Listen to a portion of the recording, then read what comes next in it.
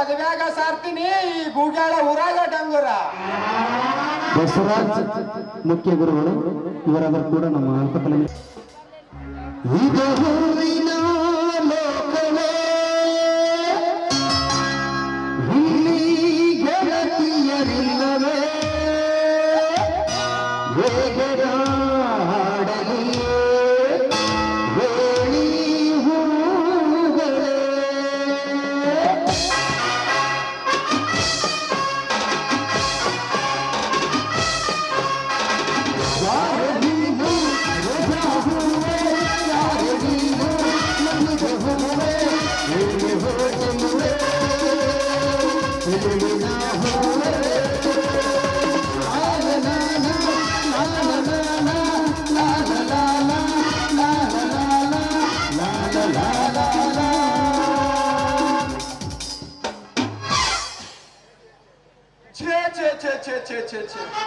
ಕರಿಬಾರ್ದ್ರಿ ಈ ಡಾಕ್ಟರ್ಗೆ ಕೆಲಸನ ಅಂತೀನಿ.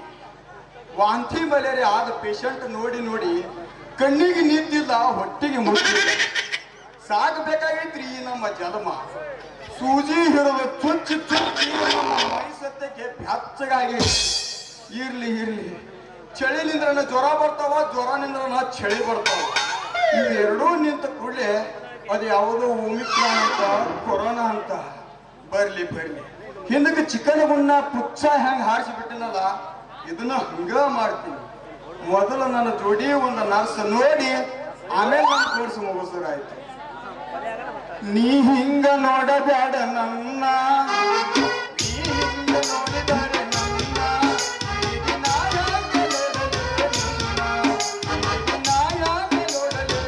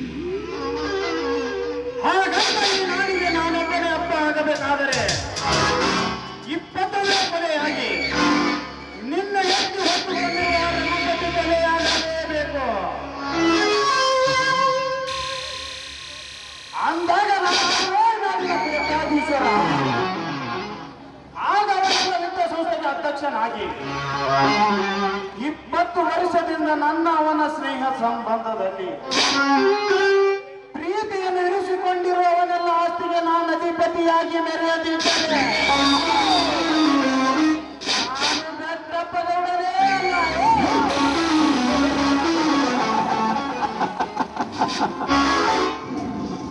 ಕಪಾಲಿ, ಕಪಾಲಿ,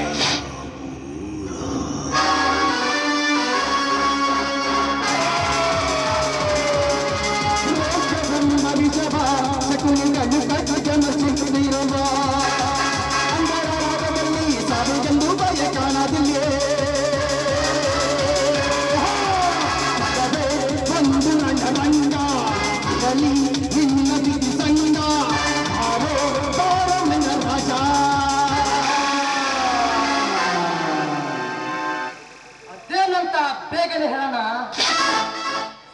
ನಾನು ಹೇಳಿದಂತೆ ಆ ರಘುಪತಿ ಅಧಿಕಾರ ಮತ್ತು ಆಸ್ತಿಗೆ ಸಹಿ ಹಾಕಿದ್ದಾನೆ. ನಾನು ಎಷ್ಟೇ ಪ್ರಯತ್ನ ಪಟ್ಟರು ಸಹಿ ಹಾಕ್ತಾ ಇಲ್ಲ ಗೌಡ್ರೆ, ಸಹಿ ಹಾಕ್ತಾನೆ. ಆದರೆ ಈ ಕ್ಷಣವೇ ಹೇಳುತ್ತಾನೆಯೇ ಶ್ರೀಮಂತನರ ಕನ್ಯೆಯನ್ನು. ಈ ಕ್ಷಣವೇ ಹೇಳ್ತಾರೆ.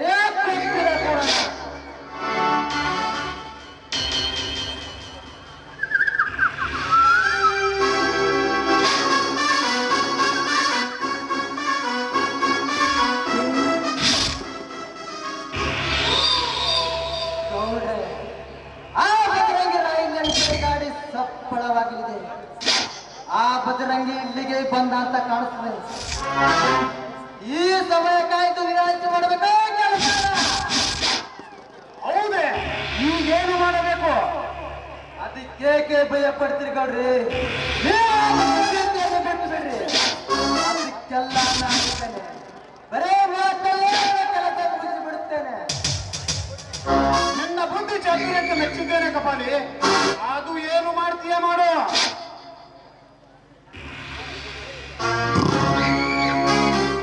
ನಮಸ್ಕಾರ ಗೌಡ್ರೆ, ನಮಸ್ಕಾರ. ಓಹೋ, ನನ್ನ ಸೋದರ, ನನ್ನ ಪರಮ ಸ್ನೇಹಿತರ ಮಗ ಸುಧಾಕರ. ಬಾ ಮಗ, ಯಾಕೋ ಕಾಲೇಜಿಗೆ ಹೋಗೋದನ್ನು ಬಿಟ್ಟು ನನ್ನಲ್ಲಿ ಬಂದಿದ್ದೀಯಾ? ನನ್ನಲ್ಲಿ ಏನಾದರೂ ಅರ್ಜೆಂಟ್ ಕೆಲಸವೇ? ಮಾನ್ಯ ಮೈಸೂರಿನ ಖುಷಿ ಮೇಳಕ್ಕೆ ನಿಮ್ಮ ಜೊತೆ ಹೋದ ನಮ್ಮ ತಂದೆಯವರು ಇನ್ನೂ ಮನೆಗೆ ಬಂದಿಲ್ಲ. ಯಾಕೆ ಅಂತ ಕೇಳಲು ಬಂದೆ ಗೌಡ್ರೆ. ಅಯ್ಯೋ ಪಾಪ, ಇನ್ನೂ ಬಂದಿಲ್ಲವೇ? ಆ ಕೃಷಿ ಮೇಳಕ್ಕೆ ನಾವಿಬ್ಬರು ಹೋದದ್ದು ನಿಜ.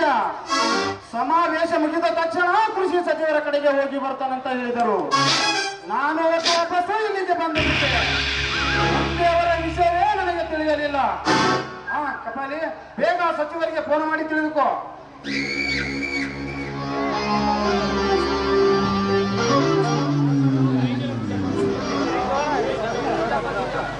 ಸಚಿವರು ಫೋನ್ ಸ್ವಿಚ್ ಆಫ್ ಇದೆ ಗೌಡ್ರೆ. ಅಂದಿನಿಂದ ಇಂದಿನವರೆಗೂ ನಮ್ಮ ತಂದೆಯವರ ಫೋನ್ ಸ್ವಿಚ್ ಆಫ್ ಆಗಿದೆ. ಏನಾಗಿರಬೇಕಂತ ನಮಗೊಂದು ತಿಳಿಯುತ್ತಿಲ್ಲ ಗೌಡ್ರೆ. ಪಾಪ, ಹೀಗಾಗಬಾರದಿತ್ತು. ನೀವಿನ್ನೂ ಓದುವ ಸಣ್ಣ ಮಕ್ಕಳಿದ್ದೀರಿ. ನಿಮ್ಮ ತಂದೆಯವರಿಗೆ ಏನೋ ಅಪಾಯವಾಗಿದೆ, ಏನೋ ಒಂದು ತಿಳಿತಾ ಇಲ್ಲ. ಸಿಕ್ಕಾಪಟ್ಟೆ ನನ್ನ ಹತ್ತಿರ ಸಾಲ ಮಾಡಿ ದೊಡ್ಡ ಸಂಸ್ಥೆ ಕಟ್ಟಿದ್ದಾರೆ. ಒಂದು ದಿನನಾದರೂ ನಿಮ್ಮ ತಂದೆಯವರಿಗೆ ನನ್ನ ಹಣ ಕೊಡುವಂತ ಕೇಳಲಿಲ್ಲ. ಯಾಕಂದರೆ ನಮ್ಮಿಬ್ಬರ ಸ್ನೇಹ ಸಂಬಂಧ ಮರವಾದದ್ದು. ನಿಮ್ಮ ತಂದೆಯವರಿಗೆ ಏನಾದರೂ ಹೆಚ್ಚು ಕಡಿಮೆ ಆದರೆ ಸುಧಾಕರ, ನಿನ್ನ ಜೊತೆ ಹೇಗಪ್ಪ ನಮ್ಮ ವ್ಯವಹಾರ? ಏನು, ನಮ್ಮ ತಂದೆಯವರು ನಿಮ್ಮ ಕಲೆ ಸಾಲ ಮಾಡಿದ್ದಾರೆ? ಕೋಟಿಗಟ್ಟಲೆ ಮಾಡಿದ್ದಾರೆ ತಮ್ಮ. ಸಣ್ಣವನಾದ ನಿನಗೆ ಹೇಗೆ ಹೇಳಲಿ? ಬಾಯಿ ಮುಚ್ಚು ಸಾಕಾರ, ಬಾಯಿ ಮುಚ್ಚು. ಅರಿಯದ ಹುಡುಗನ ಮುಂದೆ ಕಿರಿದಾದ ಮಾತನ್ನು ಹೇಳಿ ಯಾರ ಮನೆ ಸ್ಮಶಾನ ಮಾಡ್ಬೇಕಂತ ಮಾಡಿ ಹೇಳ್ಬಿಡು. ಹಾಗಲ್ಲ ಬದರಂಗಿ, ನನ್ನ ಮಾತ ಸ್ವಲ್ಪ ಕೇಳು. ಕೇಳುವುದಕ್ಕೂ ಹೇಳುವುದಕ್ಕೂ ಸಮಯವಿಲ್ಲ. ಅವನ ಹಣದ ವ್ಯವಹಾರ ನನಗೆಲ್ಲ ನನ್ನ ಅಣ್ಣನಿಗೆ ಕೂಡ ಚೆನ್ನಾಗಿಯೇ ಗೊತ್ತಿದೆ. ಅದನ್ನು ಬಿಟ್ಟು ಮರ್ಯಾದೆಯಿಂದ ನನ್ನ ಮಾವ ಎಲ್ಲಿದ್ದಾನೆ, ಎಲ್ಲಿ ಬಚ್ಚಿಟ್ಟಿದ್ದೀಯ? ಇಲ್ಲ ಅಂದ್ರೆ ನಿಮ್ಮಂತ ನರಕದ ನಾಯಿಗಳು ರುಂಡವನ್ನೇ ಚೆಂಡಾಡ್ತೀನಿ. ಅದಕ್ಕಿಂತ ಪೂರ್ವದಲ್ಲಿ ನಿಮ್ಮ ಜೊತೆ ಹೋಗಿ ನಿಮ್ಮಿಂದ ಹೇಗೆ ದೂರ ಹೋದರೆಂದು ತನಿಖೆ ನಡೆಸಿ ವರದಿ ರೆಡಿ ಮಾಡಿ ಕರೆ ಹೇಳ್ರಿ. ಸಂಶಯ ಮಾಡಿ ಸಂಬಂಧ ಹಾಡು ಮಾಡ್ಕೊಳ್ಳೋದಲ್ಲ ಬಜರಂಗಿ. ನಾನಾಗ್ಲೇ ಸುಧಾಕರಿಗೆ ತಿಳಿಸಿದ್ದೇನೆ, ನನಗಿಂತಲೂ ನನ್ನ ಮೇಲೆ ಅಪಾರ ನಂಬಿಕೆ ಇದೆ. ಇಲ್ಲಿ ಏನೇನೋ ಮಾತನಾಡಿ ತಾಳ್ಮೆ ಕಳೆದುಕೊಳ್ಳಬೇಡ. ಎಲ್ಲರೂ ಕೂಡಿ ಅಲ್ಲೇ ವಿಚಾರಿಸೋಣ. ಅದಂತೂ ನಿಜ. ಆದರೆ ಮಾಮ ಈಗೇನ್ ಮಾಡೋದು? ಕೃಷಿ ಸಚಿವರ ಜೊತೆ ಮಾತನಾಡಿ ಸಂಪೂರ್ಣ ಮಾಹಿತಿ ಪಡೆದುಕೊಳ್ಳೋಣ. ಅವರಿಗೇನಾದರೂ ವ್ಯತ್ಯಾಸ ಕಂಡು ಬಂದರೆ ಈ ಬೆಟ್ಟಪ್ಪನ ಹಕ್ಕರ ಬೆಟ್ಟವನ್ನು ಉಳಿಸಿ ಜೀವಂತ ಸಮಾಧಿ ಮಾಡಿ ಬಿಡೋಣ. ಹೋಗೋಣ.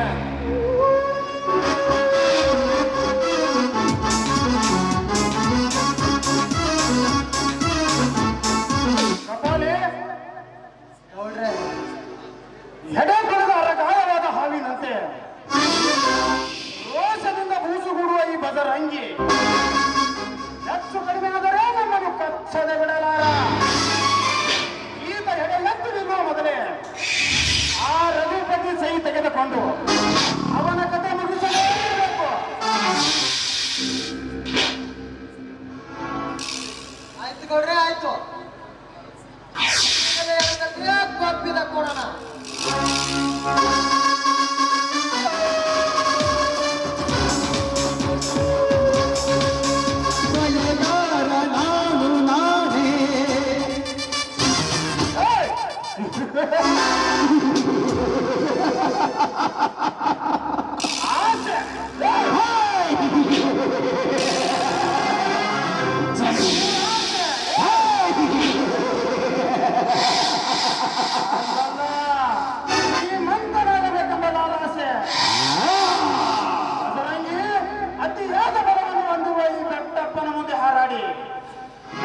ಜೀವಂತ ಸಮಾಧಿ ಮಾಡ್ತೀಯ ಮಗನೇ?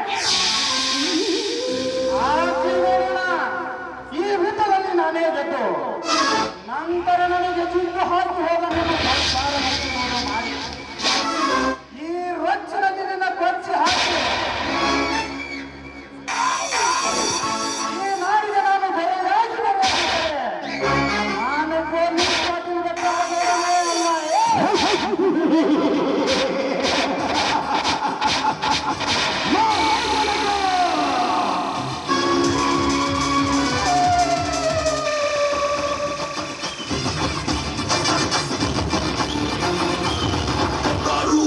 ಅಣ್ಣನಿಗೆ ಬೋಗಾರೋ ಬೋಗಾರು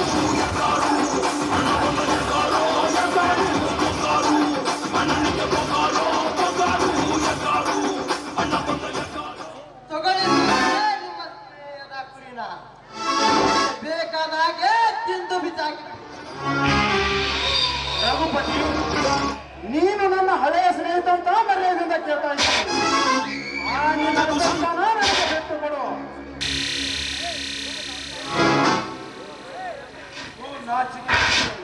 ಹಳೆಯ ಸ್ನೇಹಿತ ಅಂತ ಯಾವ ಬಾಯಿಂದ ಹೇಳ್ತೀಯ? ಅಂದ್ರೆ ಜೀವಕ್ಕೆ ಜೀವ ಕೊಡೋದು, ಸ್ನೇಹ ಜೀವ ತೆಗೆಯುವುದು. ನಿನಗೆ ಅಧಿಕಾರದ ಆಸೆ ಇದ್ದರೆ ಅವತ್ತೇ ರಾಜೀನಾಮೆ ಕೊಟ್ಟು ನಿನ್ನನ್ನು ಅಧ್ಯಕ್ಷನಾಗಿ ಮಾಡುತ್ತಿದ್ದೆ. ನೀನು ನನ್ನ ಮಾನ ಕಳೆದು ನನ್ನ ಪ್ರಾಣ ಕಳೆದಷ್ಟು ಕ್ರೂರಿ ಆದಲ್ಲ. ನೀನು ಮನುಷ್ಯನಲ್ಲ, ರಾಕ್ಷಸ.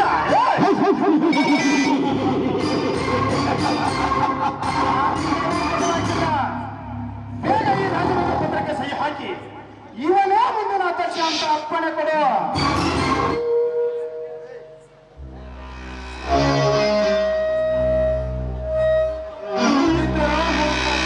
ಕೆಲಸ ಬೆಟ್ಟ ಬಿಡು ಈಗ ನನ್ನನ್ನು. ಒಬ್ಬರೇ ಮಗಳು, ಒಬ್ಬರೇ ಮಗ, ಅನ್ನ ನೀರಿಲ್ಲವೇ ಅಳುತ್ತಿರಬೇಕು. ಬೆಟ್ಟ ಬಿಡು ನನ್ನನ್ನು. ನನ್ನ ಕೆಲಸ ಇನ್ನೂ ಮುಗಿದಿಲ್ಲ ಗೆಳೆಯ.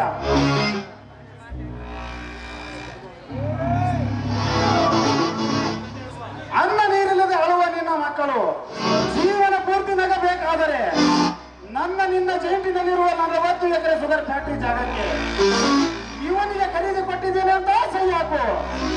ಇಲ್ಲ ಆದ್ರೆ ಆ ನಿನ್ನ ಇಬ್ಬರ ಮಕ್ಕಳ ಜೀವನ ಪೂರ್ತಿ ಎಚ್ಚರ. ಎಲ್ಲ ಮೋಸಗಾರ ಭಟ್ಟ, ಅದಕ್ಕೂ ಕೈ ಹಾಕಿದ್ದೀಯಾ? ನನ್ನ ಒಳ ಹುಟ್ಟಿದ ತಮ್ಮನೆಂದು ನಂಬಿದ್ದೆ. ನೀನು ನನ್ನ ನಂಬಿಕೆ